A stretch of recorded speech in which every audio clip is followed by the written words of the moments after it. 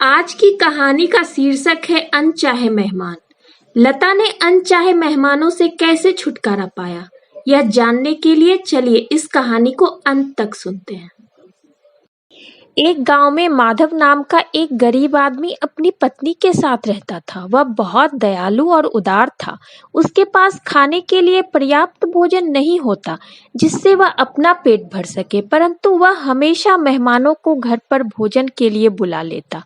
माधव की पत्नी लता उसकी इस आदत से बहुत परेशान रहती।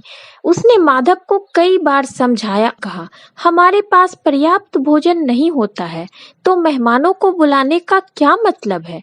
पर माधव लता की बात को हमेशा अनसुना कर देता। एक दिन लता दरवाजे के पास खड़ी थी। उसने देखा कि दो आदमी उसके घर की तरफ आ रहे हैं। वह समझ गई, यह माधव के मेहमान हैं। मन ही मन लता ने कहा, माधव ने तो इन्हें भोजन करने के लिए बुलाया है, पर घर में तो हम दो लोगों के लिए ही भोजन है। मैं उन्हें भोजन कैसे कराऊंगी। तभी लता ने माधव के इस पागलपन को ठीक करने की एक तरकीब सोची। लता ने जल्दी से रसोई घर के सिलवट्टे को उठाकर बैठक में रख दिया और उस पर फूल पान चढ़ा दिया।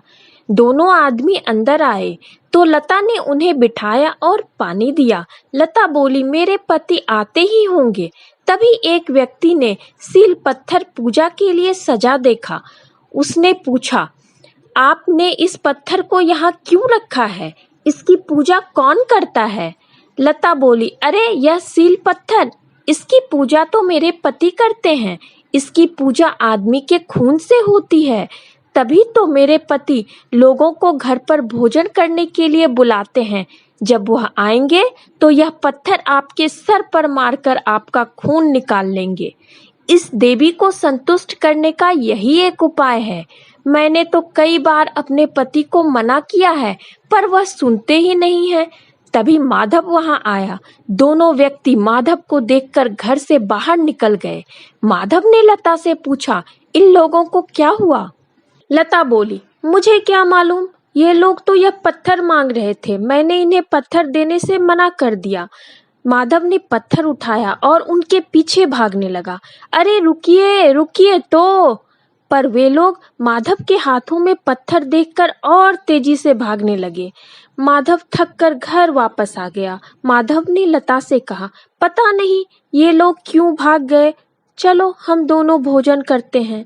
कुछ दिनों के बाद माधव ने फिर कुछ लोगों को भोजन के लिए बुलाया, पर किसी ने भी उसका निमंत्रण स्वीकार नहीं किया। माधव कुछ नहीं समझ पाया। पता नहीं इन लोगों को क्या हो गया है। लता ने ये बात अपने तक ही रखी। उसे बिन बुलाए मेहमानों से छुटकारा मिल गया। अब वह अपने पति माधव के साथ खुशी खुशी रहने लगी।